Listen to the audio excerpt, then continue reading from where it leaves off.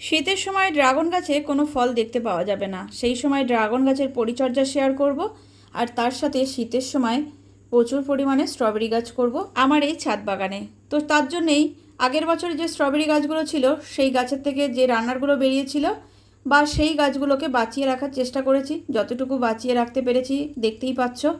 এখানে স্যাপ পাউডারের স্প্রে করছি, মোটামুটি 8-10 দিনে একবার করে স্যাপ পাউডার স্প্রে করে দিই যাতে করে ফাঙ্গাস না লাগে। আর এই গাছ তো খুবই শৌখিন গাছ, যারা এই গাছের পরিচর্যা করে বা ছাদ বাগানে শীতকালে স্ট্রবেরি গাছ তৈরি করে তারা জানে, মানে একদম সামান্য একটু 19 থেকে 20 হলেই গাছ নষ্ট হয়ে যায়। এটা যেহেতু শীতকালীন গাছ তাই অতিরিক্ত গরম আর বর্ষার সময় বাঁচিয়ে রাখাটা খুবই সমস্যার হয়ে দাঁড়ায়। তবুও তার মধ্যে যতটুকু বাঁচিয়ে রাখতে পেরেছি, এইগুলোই একটু ওয়েদার চেঞ্জ হলে, মানে বর্ষাটা চলে গেলেই ঠান্ডা নামবে, তো তখনই নতুন করে মাটি তৈরি করে টবে বসিয়ে দেব।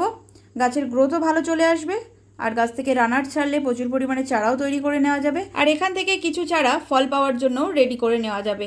তো যারা স্ট্রবেরি গাছ ভালোবাসো, স্ট্রবেরি গাছের পরিচর্যা দেখতে চাও, তাহলে রেগুলার আমার চ্যানেলের ভিডিওগুলো দেখতে থাকো, অবশ্যই জানতে পারবে।